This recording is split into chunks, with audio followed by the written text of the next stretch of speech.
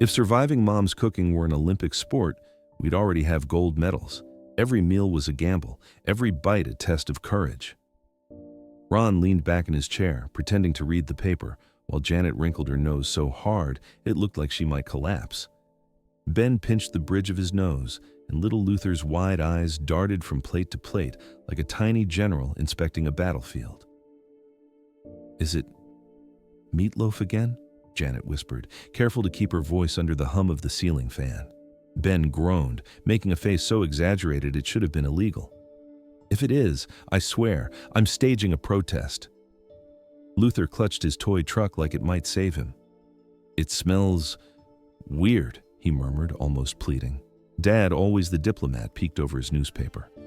"Kids," he said quietly, "remember, no matter what, be polite. She's trying." Trying. That word hung in the air, heavier than the scent of overcooked garlic and charred edges on the meatloaf. It was a word none of us believed. Not when Mom's special sauce tasted like regret and burnt ambition combined, not when mashed potatoes arrived with a consistency that rivaled cement, and not when the vegetables had a mysterious bitterness that made you question your life choices. We'd all learned the unspoken rules: eat quietly, smile, choose strategically, and never comment. Ever. Until that day in the basement when the safety of the shadows allowed us to speak our minds freely. "Seriously, how do you mess up spaghetti?" Janet asked, leaning back against the damp wall, eyes wide with disbelief. Ben rolled his eyes dramatically. "It's an art," he said, "a disaster art. Sauce, noodles, and apocalypse all in one pan." Luther's small voice piped up again. "Does Dad know we hate it?" Ron leaned forward, lowering his voice. "Don't worry, I've been covering for you. Takeout comes before anyone even notices. We survive together, silently." Janet's jaw dropped. "Dad, you... really?" He gave a modest shrug. "It's our secret. No one starves on my watch. Just don't let Mom catch on." That secret created a bond we never needed to explain. Every whispered complaint in the basement became a ritual, a shared act of survival. Even Luther, barely old enough to know the stakes, understood the thrill. It was dangerous, hilarious, and necessary. Days passed like this, with Mom's experiments in the kitchen and Dad's secret missions to rescue us. Pizza appeared just as the smoke alarm stopped its relentless screaming. Burgers arrived moments before the meatloaf made an appearance, and every evening, the basement was our council chamber, planning strategies for avoiding the inevitable. "You think she'll ever find out?" Janet asked one evening, leaning back against the cold cement wall. Ben shrugged. "Not if we're careful, and Dad's been doing a good job keeping the act up." Luther, nibbling on a hidden slice of takeout bread, whispered, "I hope she never smells it." Ron shook his head, smiling faintly. "She's sharper than you think. One day, she might overhear everything." And that day arrived sooner than any of us expected. One evening, while we were dissecting her latest experiment and laughing quietly in the basement, footsteps creaked above. The smell of burnt onions and slightly charred meat wafted down as we whispered too loudly, caught in our own amusement. "Mom's cooking again is like a crime scene," Ben said, stifling laughter. "That's it," Janet hissed, slapping his arm. "She'll hear." But it was too late. From the top of the stairs, we heard a soft clearing of a throat. Mom's shadow fell into the corner of the basement door, arms crossed, eyes sharp and knowing. "You've been talking about my cooking," she said quietly, almost teasingly. The room froze. None of us moved, not a muscle. I mean, Ben started, but Ron held up a hand. Mom's expression softened slightly, though the sparkle of mischief never left her eyes. "Don't worry, I've heard enough." We exchanged glances, hearts pounding, thinking this was it. She would retire the apron forever. Maybe we'd finally get meals we could eat without fear. But she didn't stop cooking. She disappeared from the kitchen for a while, leaving us in a panic. Were we finally safe? Or was this just a pause in her culinary chaos? The answer came a week later. Mom returned, holding a stack of recipe books, measuring spoons, and a gleam in her eye we had never seen before. "I've been taking lessons," she said, almost whispering, but with the pride of someone about to change the game entirely. We were skeptical. How much could cooking lessons possibly help? And yet, she smiled mysteriously, refusing to give details. That night, she promised a dinner that would change everything. We prepared for disappointment, preparing mental escape plans and bracing for the disaster we all expected.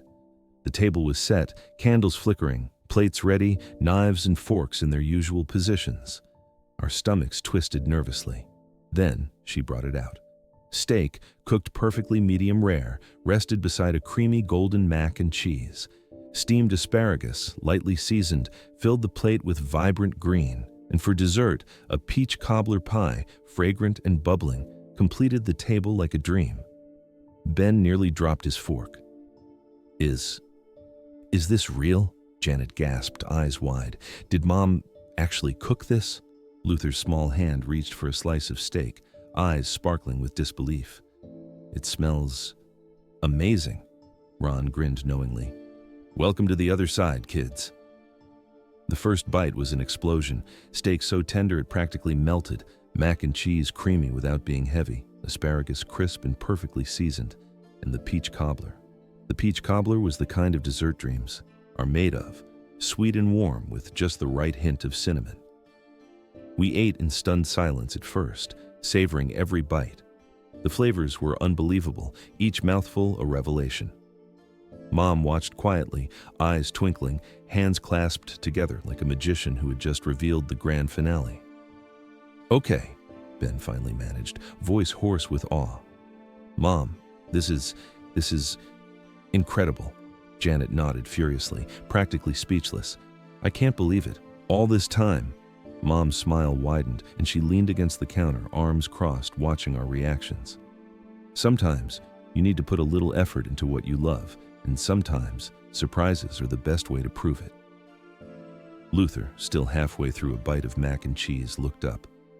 I didn't think you could do it, Mom. But this, wow. Ron raised his glass, toasting quietly. To Mom, the undefeated chef of the house. We all laughed, the tension from years of culinary disasters melting away like butter on a hot pan.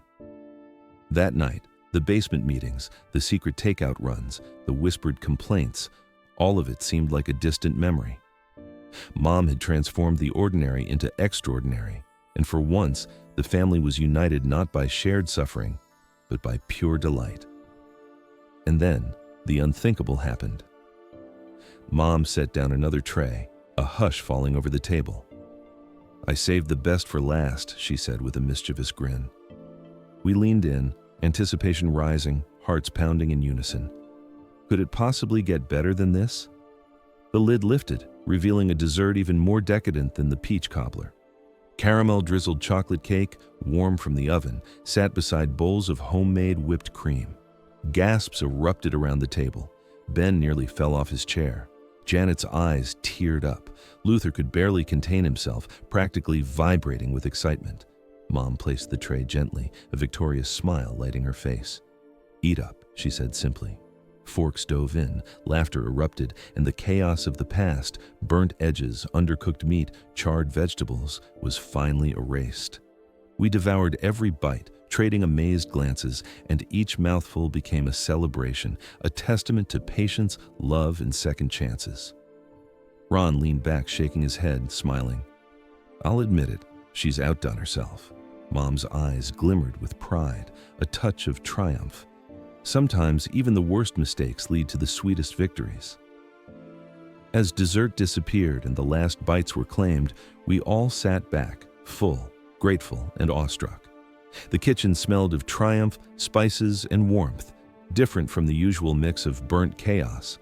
It was a smell that promised more, a hint that Mom's cooking adventures had just begun, but this time, we were ready to enjoy the ride.